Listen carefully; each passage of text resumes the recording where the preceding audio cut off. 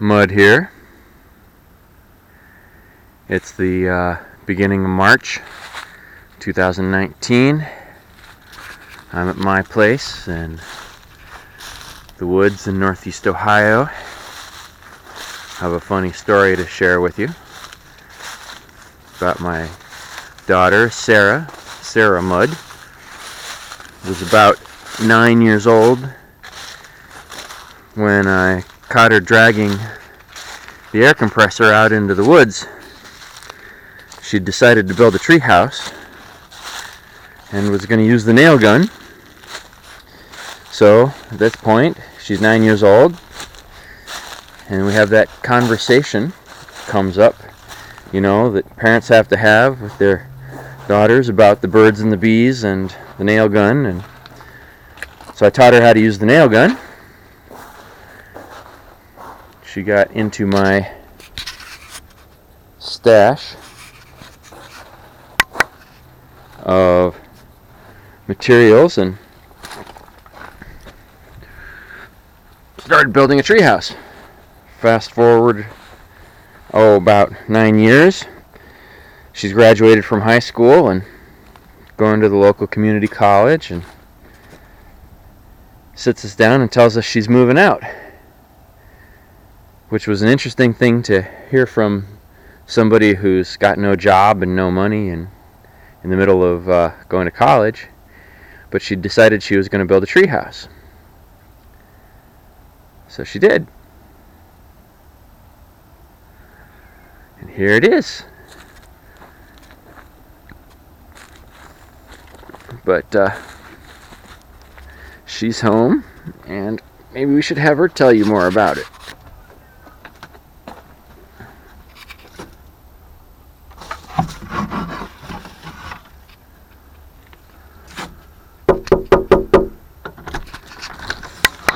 There. Hello. This is my treehouse. Come on in, have a seat. Thank you. This is one of the greatest places in the world.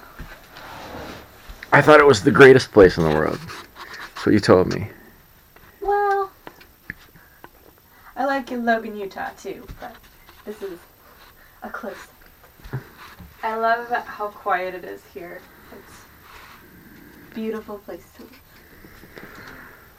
There's an actual tree in your treehouse. There are actually 7 trees built into the framework of this house, ranging from this big, huge, to about this big. That just creeps up the corner over there, hardly being part of the house, but it is still there. It's quite... I'm very humble, of course, and I would definitely call it a work of art.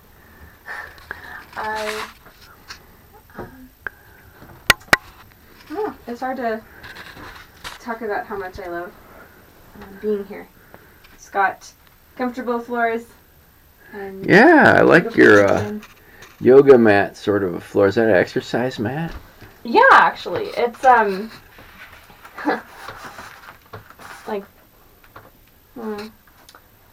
3/8 thick foam puzzle mat, wood printed. But it's got a hard surface on it. Yeah. So it's easier to clean. Yeah, it's easy to really cut nice around the tree. Mm-hmm. It's foam, so it keeps it warm. Yep, and when the tree grows, you can just cut around it more. I had to do that a couple days ago, just because the tree had grown so much over the past year and a half. So this is your kitchen over here. Mm-hmm. We got a mini fridge, microwave. I've got a electric water heater and crock pot and toaster oven for special occasions. A hot plate that just pulls in and out, set up, and a sink drawer. There's a water crock, and can pull out the sink when I need it and push it back out. And when I don't need it, it works pretty great. One thing is kind of crazy about tree houses, especially in Ohio, you can't really get plumbing in them because trees and roots and a 4-foot deep frost line. So, this is a good compromise. Works pretty great. Nice view out there I love the view here. With the woods at the pond. And the trees inside make me kind of forget I'm not outside. So you got curtains over here with a little composting toilet. Yeah, I've got some good privacy. Not that usually anyone else is ever in here. It's a good place to be. Stairs up to the upstairs. Yeah. A little bit of cob action on the walls here. And these are actually anchored into the wall. So they're kind of cantilevered out. Pretty stable.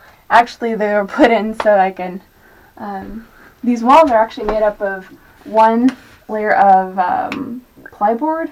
Like, how do you say it? OSB. OSB, right. And then with the reclaimed foam pieces cut out to go in between the uprights. And so sometimes I had pieces that didn't quite fit in with the whole piece I wanted in. And so I used these to lock them in place, to pinch them in between the OSB and these pieces of wood. And in some places it's plastered over with some cob. Yeah. In other places it's plastered over with just drywall compound, is that? Yep, that's drywall. And then painted compound. over. Painted over. The fun thing about trees is that they never stop growing and they never stop moving unless they're dead. And none of these trees are dead, as you may see. So they just kind of crack and creak with the wind. They sure do. You catch this house on a breezy night and the whole thing sways just a little bit. You get seasick, that's not good, but if you love being in a treehouse, rocking like a baby, it's just the best feeling in the world. So. That's a comfy chair. That looks a lot like my chair. It may have been snitched for treehouse purposes. It's a good cause. I'll remember where it is. A lot of the furniture and just little items in here are either made by friends of mine or from local Habitat for Humanity. This is a gourd. It's gorgeous. So it works pretty well. All the flat accent wood in here is from pallets, none of which I had to bust apart because we actually have a pallet company in town. And any of the pieces that are not quite up to par to be a pallet ended up in this treehouse. And so they upstairs there's quite a bit of paneling in the ceiling too that you'll be able to see. Well, there's a ladder. You want to show us? These are trees on the property, and these are made out of a tree that also lived on the property. So I'll go up first. Okay. And you can come too. It's quite spacious in my small person opinion. So the floor folds down. There's a door hinge, like from a regular upright door. It's very strong and very good for using for that piece of wood. But there's no danger of it falling over while you come out. And this other one comes out too if you If I wanted to. want to get something big up there. Like a mattress. And it goes right back in place.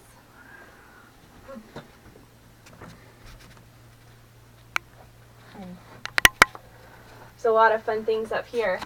The light is actually from Habitat for Humanity. It used an old power cord taken from another piece of electronic item, I don't remember what it was, and just wired in this wall mount light to it and wired in a switch right at floor level so I can turn the light on from either story, upstairs or downstairs. So that's pretty convenient. And I have a closet space. It's pretty secure. Containing long things or short things. Like I said, furniture is from Habitat for Humanity. I love it. I have a beautiful view up here. Another favorite thing about living in a treehouse is the view. Pretty high up without much work.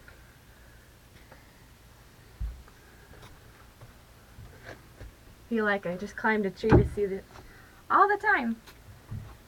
This is my upstairs, as I've been talking about. Shelf. This is my sleeping space. And there's that floor door. Yeah. So you can close that if you wanted to pull out your yoga mat or whatever. That's what I like to do at this space. And then this is the pallet wood I was talking about. Makes a great ceiling. This is actually a futon mattress that folds in half, and that's how I got it up here. Got a bookshelf. When I live here full time, it's full of books. Nice shelves over here. This is actually a computer monitor that hooks up to a laptop so I can stream Netflix, leech off my parents' Wi-Fi. Civilized, as one should, right? Oh, of course. Yeah, this big window, this was like a piece of a sliding glass door, wasn't it? That we got for super cheap. We got all these pallet ends that cut for the wall, the things that are left over from doing the ceiling. When I feel like being excessive, I put a hook here and up here, and I can hang a hammock. All right. So I can sway in the trees, swaying in the breeze. Yeah, it's nice and warm in here. Yeah. Another thing I like about this floor is that I put little holes, like little, chinks, like that big, between the boards so that heat can flow up here pretty easily. Just a little space heater downstairs. The foam walls keep it pretty warm. Yeah, it's set just about level 2 all the time. Level 1 or something like that out of 10. 6 or something. So just barely any heat. Yeah, it just keeps it in, and then this is passive solar. Yeah, you can look out at the Facing neighbor's view. little tree farm over there. In the summertime, it actually stays pretty cool in this house because I walked the land beforehand. I used to build little forts down here when I was a kid, and I know that because there's a creek down here, just next to the treehouse, that it stays really cool, just in this little valley where the creek is. And I built it over the creek so that I could reap some of the benefits of that. And then there's also a big tree coverage, like leafy shade overhead in the summertime. It keeps everything cool, and there's a nice breeze coming through. Put windows over on the north side so that I could get a cross breeze. And during the summertime at night, then you just close the windows and it stays cool. I even put up curtains when I so desire. Keep out some of the heat light. So what do you like best about your treehouse? I love that it's quiet. I love that I can bring anything I want into this space, and I can leave everything I don't want in this space out in that heathen world. You mean you stuff it in my house? No, that's a crazy idea. So I can leave my homework at school after I've done it and come back here and just think and read a book, have a space just to focus. Or I can bring homework here. Not recommended. But you've been gone. You lived in here for about a year, and then you left for about a year and a half to go adventuring and you know, little things, learning Chinese and talking to people about Jesus and but you came back and you're getting retrofitted. What'd you do with it while you were gone? So a family friend stayed here, renting it for about $300 a month, and that really helped go towards future schooling and my adventures out west as a missionary, and really helped financially. And also he kept an eye on the place. And so one of the fun things about a treehouse is that there's little things that happen, such as leaks. If the trees decide to blow a certain way and your house decides to stay in one spot. And so there's seasonal wet patching that needs to happen. So when I came back, I looked at where the watermarks are in the treehouse. You might be able to see some of those from where you're at. And oh, look, drip on your head. Yeah, not super fun. And so I went up to the roof and applied wet patch along places where things had cracked apart just a little bit, and now it's waterproof again. Knock on wood. Yes. Yes. But it's a seasonal thing because these are living trees and there is lots of wind here. And it's just, So lots to take care of. yeah, but like anything you love, you need to take care of it. And as long as you do that, it stays alive. Even when it grows a little more inside. It thinks it's springtime in here, so it'll just grow whatever it wants. I love it. Cozy. And I'm headed out to school again in a couple months, and hoping to rent this out again while I'm there, and have another person to look after it while I'm gone and help out with my finances, and have them have some of the joy that I get while I'm here. Well, I'm excited about the tiny house workshop we're going to with Deke down in North Carolina, first weekend in April. I'm really excited about that. It's flipping through a lot of those books when I was younger, like the micro shelter book, that helped me realize I can build like forts outside that I can spend meaningful time in. Yeah. So finding windows and doors like this at Habitat for Humanity, and instead of saying I'm going to build something that looks like this, where am I going to get stuff to put it into that thing? I more like looked at the stuff that I had, like these windows and doors, and the foam boards that I got and reclaimed, and this plywood, and said, okay, what can I build with this? Really focus on the materials that you can get salvaged or cheap or free, and build around them. Really feels like you made it with your hands, which I did, and you really connect with it more than if you had it ordered or custom made. Just feels so good. So budget of about $2,000, and access to Daddy's stash of cool junk, and a bunch of friends coming over and helping a few times, and a lot of banging on it. A lot of banging on it yourself to the wee hours of the morning. Took you about a year? Yep, about a year. I was doing full-time work and full-time school though, so this was kind of my side hobby instead of my chief employment. So I don't feel... The side hustle. Yeah, I don't feel disciplined again anymore. Yeah. So... Sometimes I wondered if it would ever get done. You gotta stick with it, and it happens. Alright. Well, you want to show us around outside? Sure. Okay. There would normally be a couple rungs right here, but they're not something I needed, so I just left them off. So you can get out on the balcony easier. Oh yeah, there's a balcony. This opens up all the way, and I like to put houseplants out there in the summertime. When I live here full time, it's full of like 17 houseplants. It's a bit of a problem, but I love it anyway.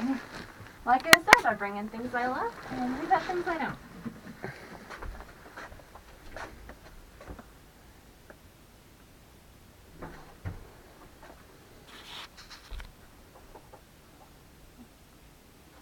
Do you have any questions so far?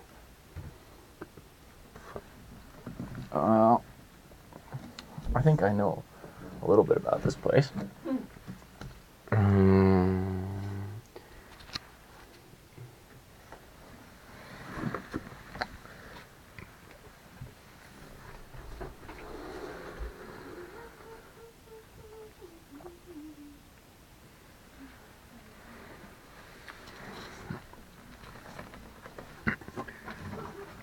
Composting toilet. A little sawdust to put on the business. Little broom closet back there. All the white that you see... That's where my broom and dustpan went. Hey, that's been in the treehouse the whole time. Ah. Kind of. Kinda. And a little front porch here. This door is Habitat for Humanity. And this door happened to fit from Home Depot. This handle though is from the woods here. Actually, that's from Oregon. Really? Yeah. Well, It's from the ocean. I don't know. my dad just found it somewhere. So this ladder is actually one of my favorite things. It's from an army surplus store. And when I've set it up just right, I can climb all the way up to the top and hang out on the roof. Or I just climb up to the balcony. But right now it's kind of set in one line instead of two. So I'll climb up with the ladder next week or so and fix it.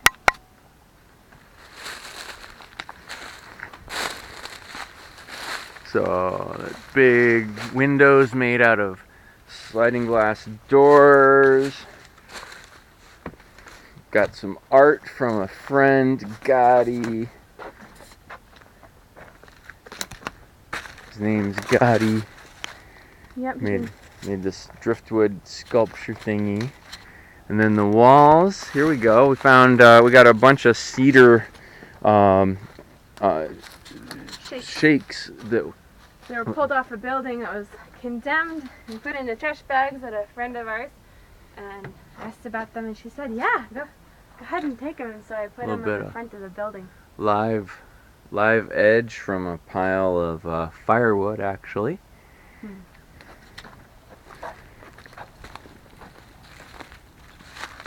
then, you can see where I've done some patching around some branches. Yeah, paneling, more of these pieces of pallet wood, which is nice because when it rots we can just unscrew it. The underneath there is stick-on roofing, so it's pretty sealed pretty tightly, and then just screwed in, have these boards screwed in to look nicer. It kind of disappears into the woods that way. Yeah, the wood all kind of fades. And in the summer you can hear the little creek gurgling. You can see up there where I've taken off a couple of boards in order to do some patching. Yeah. And put it back up in the next few days. And this whole side is the side facing the road, and I wanted it to be kind of invisible, so I left out the windows from this side and put them on the other side where there isn't really much civilization at all. Pretty much just a forest preserve there. Well, good fun. Yep.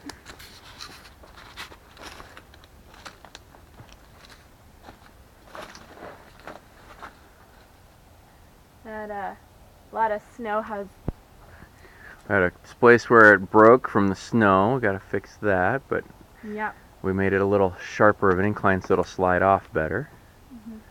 Things you learn. So much snow already. It's pretty impressive. Well, I'm Uncle Mud. You can find us at patreon.com/Uncle Mud or Facebook Uncle Mud or UncleMud.com. We sense a theme there. And this is Sarah Mudd in her treehouse that she lives in. And we'll see you around.